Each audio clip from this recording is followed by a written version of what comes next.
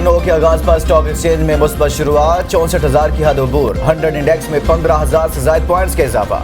साल 2023 के आखिरी रोज स्टॉक एक्सचेंज में कारोबारी इंडेक्स 62,512 पॉइंट्स की सतह पर रहा।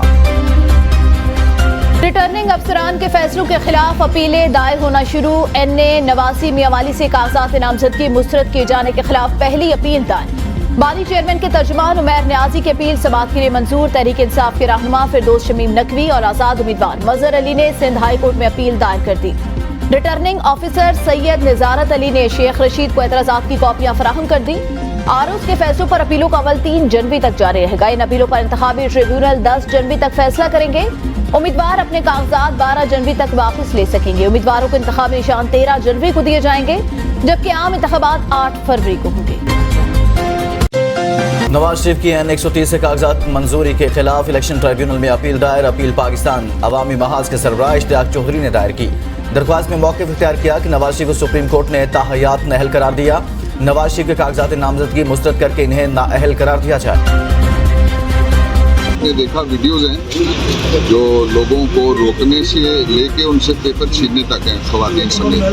सो इसके खिलाफ हम जा रहे हैं। Over 300 nomination papers they have been rejected और उससे इस सारे को लेके we are going to the Supreme Court. हर हाल में हर कीमत पे पाकिस्तान तहरीक इंसाफ इलेक्शन लड़ेगी। PTI का कागजात नामजदगी मुस्तरद करने के खिलाफ सुप्रीम कोर्ट से रुजू करने का ऐलान। सीनियर रहनुमा डॉक्टर बाबर अवान ने मीडिया से गुफ्तगू में कहा, हमारे 300 से ज्यादा कागजात नामजदगी मुस्तरद किए गए। आइन किसी को भी इलेक्शन लड़ने से नहीं रोकता।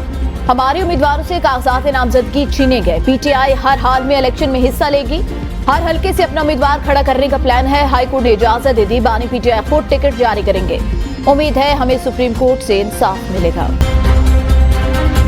विओजा इलेक्शन में भरपूर हिस्सा लेंगे। चेयरमैन PTI का ऐलान। बैरिस्टर गौहर ने आम इंतखाबात में PTI के बाइकआउट का इम्कान को रद्द कर दिया। कहा, आरोज के फैसलों पर अदालतों से इंसाफ की उम्मीद है। बल्ले का निशान छीना गया तो जमहूरियत का नुकसान और PTI के साथ बहुत बड़ा जुल्म होगा। PTI की मखसूस नशिस्तों के फहरिस्त जारी न करने पर लाहौर हाई कोर्ट ने अबूरी हुक्म जारी कर दिया। इलेक्शन कमीशन के वकील को हिदायत हासिल करने के लिए 2 जनवरी तक मोहलत। अबूरी हुक्मनामे में कहा गया कि वकील इलेक्शन कमीशन के मुताबिक मखसूस नशिस्तें इंतखाबी शेड्यूल में तौसीक की गई। जस्टिस अली बाकर नजफी ने आलिया हमजा समेत 3 दरख्वास्तों पर तहरीरी हुक्म जारी कर दिया।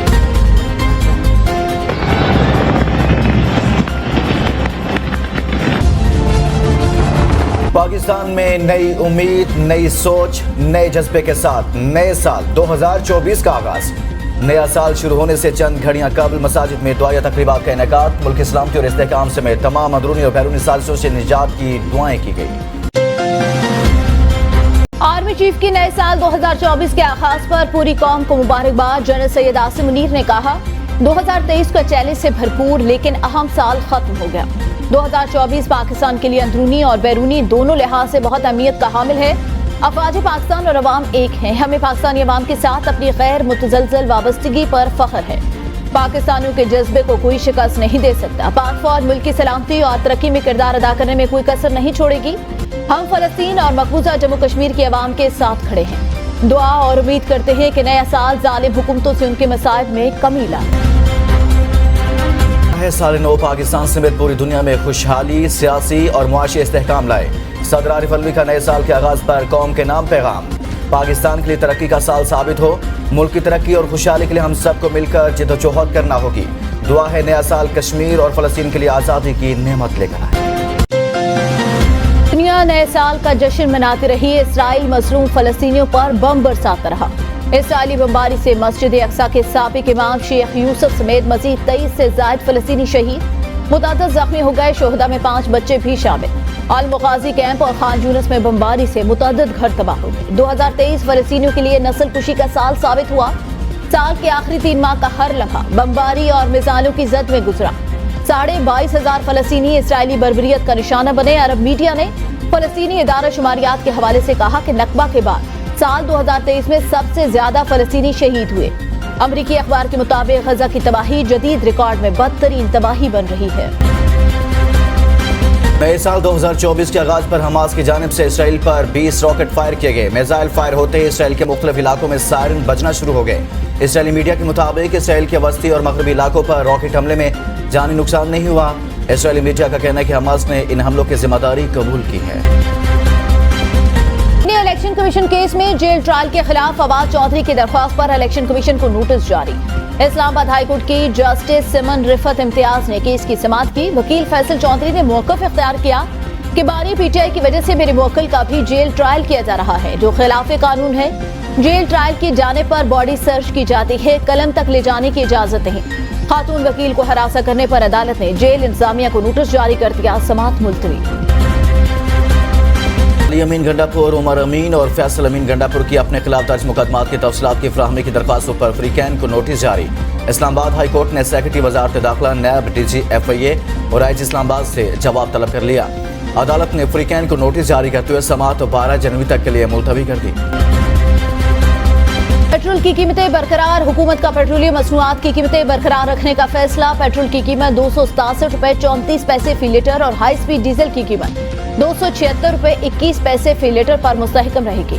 مٹی کی تیل کی قیمت میں 2 روپے 19 پیسے کی کمی، جبکہ لائٹ ڈیزل کی قیمت میں 1 روپے 11 پیسے فی لیٹر اضافہ۔ قیمتوں میں رد و بدل کے بعد مٹی کے تیل کی قیمت 201 روپے 16 پیسے اور لائٹ ڈیزل کی قیمت 1۔ سود کی ادائیگیوں کی وجہ سے بجٹ اہداف کا حصول مشکل، حکومت کے مالیاتی استحکام کے دعووں پر سوالیہ نشان لگ گیا۔ صرف ایک ماہ میں وفاقی حکومت کے بجٹ خسارے میں 580 ارب روپے کا اضافہ ہوا۔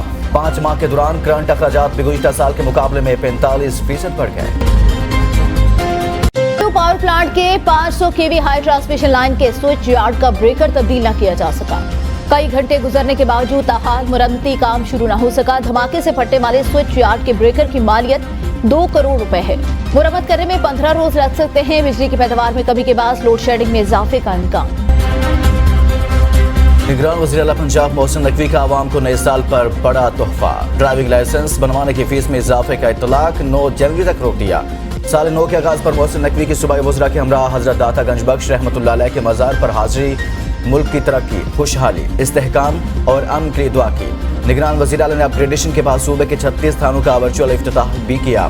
محسن نقوی کے فلاح عامہ کے منصوبے کے دورے کنٹرولڈ ایکس کوریڈور بند روڈ پروجیکٹ 31 جنوری تک مکمل کرنے کی ڈیڈ لائن دے دی۔ بھتہ مافیا کے خلاف بلا امتیاز قانونی کارروائی کا حکم۔